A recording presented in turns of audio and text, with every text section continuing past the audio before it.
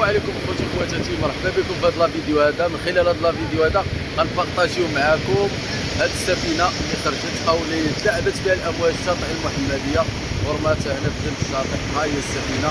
انا ملي سمعت الخبر قلت راه واقع شي سفينه صغيره، ولكن راه سفينه ضخمه وكبيره بزاف، وسبحان الله العظيم 6 ديال الامتار باش لعبت بها الامواج، يعني علو الامواج راه وصل حتى ل 6 امتار ورماتها هنايا. ها هي الناس دابا كيجيو كيتصوروا معها، كيديروا معها سيلفيات. صراحه منظر رائع، بغينا نبارطاجيو معكم من خلال هذا الفيديو هذا باش حتى نتوما الا بغيتو تجيو تشوفوها. ها هي كاين حتى باركين هنايا، حتى باركين هنايا، يعني كتجي وتتفرج وتشوف، ولا بغيتي دير دي فوطو ولا سيلفيات معاها. صراحه فكرتني بالسفينه ديال الحوسيه تما كيتصوروا معاها كذلك الناس، واخا هذه كانت وسط البحر ولكن هذه في الجن حتى هي عطات واحد المنظر رائع على المدينه المحمديه. ها هي غنحاولوا نشوفوها حتى من الجهه الاخرى، من جهه الراس ومن جهه ديال. ها هي تقريبا في شاطئ مونيكا بالضبط، قريبه لشاطئ مانيسمان. كلشي الناس كيجيو هنا كيتصوروا معها.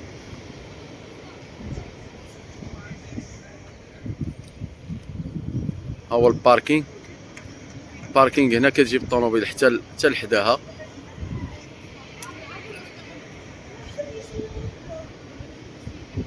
صراحة سفينة كبيرة وضخمة، ومع ذلك شوفين رماتها الأمواج.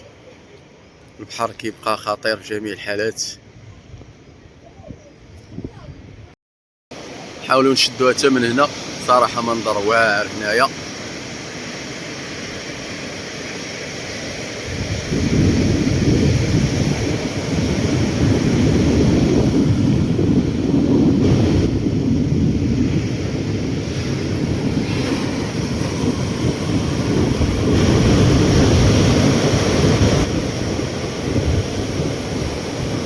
هنا الواجهة، هنا الجهة اللي جات البحر.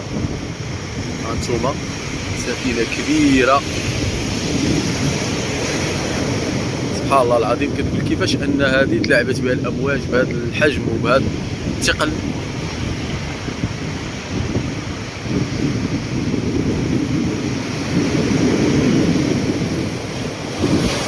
المهم بغينا نبارطاجيو معكم في هذا الفيديو هذه السفينه هذه اللي كاينه في مدينه المحمديه، باش حتى نتوما الا بغيتو تجيو تشوفوها وتزوروها.